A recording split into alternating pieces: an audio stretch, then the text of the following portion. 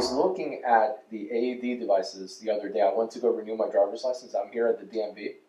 And not only do they now have the AED devices on the wall, I mean, they have them seemingly everywhere.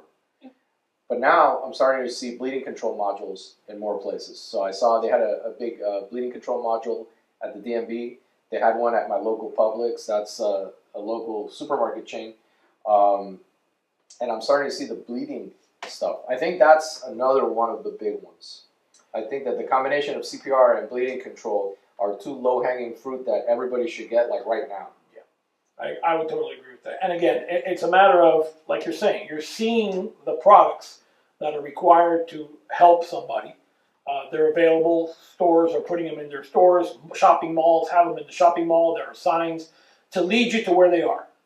But you have to be comfortable enough to grab that product, bring it to the scene where something happened, and use it. I mean, it's one of those things. I think you actually made a comment a long time ago, which led us to a lot of why we do this training, which is, you said once to me, we were somewhere, and you said, you know, when you see a scenario and think to yourself, somebody really ought to be doing something about that, you sort of volunteered. That was when you said, was something to that effect.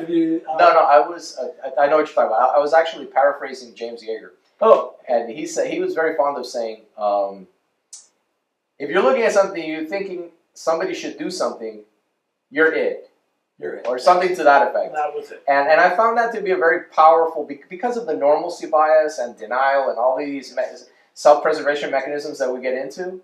I think that people fail to address leadership as a survival tactic. I mean, how many times have people been unwilling to do something until the first person gets up and says, hey, chop chop, let's get something going. And then everyone's like, oh, okay. Well, in the old days in CPR, the first thing they used to tell us is, you call 911. They still do that. It's still part of the course. No, I know that, but, you know, that was the first thing that they taught us, and that stuck with me because, well, I'll tell you what, during my honeymoon, there was a guy that was suffering from heat exhaustion at the table behind us. And my wife noticed it. And she's like, hey, there's something going on over there. And of course, me being me, I'm like, don't worry about it, honey. We're on our honeymoon. It's just you and me. Forget about it. And she's like, no, something's really going on. And she jumped into action.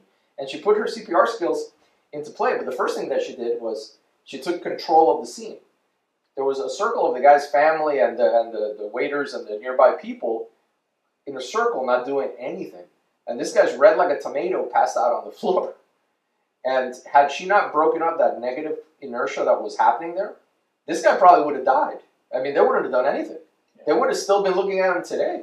And I think that just that alone, if anything, and I got that lesson for the first time when I was 14 years old, and I will never forget that. And it's something that I circled back to a lot, where taking positive control of that scene and establishing leadership is very, very important. I mean, even if you don't know what you're doing, something as simple as, hey, you call 911, and maybe you bring the AED, and you do this, just that alone is already creating a favorable environment. I think that's huge. And I think that far too many people need to be reminded that they can take control, that they can exert a level of leadership. And a lot of people have forgotten their voices. I think it's part of the domestication of our society. I think that's part of where we're going. Yeah, people just are afraid to take any action today, and it's a shame. It's just the way it is, but it's not right. And again, I'll default to the courses and the training. Having even minimal training will help you overcome that and make you at least know, hey, you know what, I know a little something about this. I'm going to do something. I'll try, And I think that could help a lot of people. No, I agree. Funny that I saw at the DMV and in all these other places the bleeding modules that they're putting on the walls so that you have access to bleeding control devices like tourniquets and wound packing and all that stuff. I remember when we first got the course with Caesar that we started looking into trauma, and I was looking at this and I'm thinking to myself, this is something that I often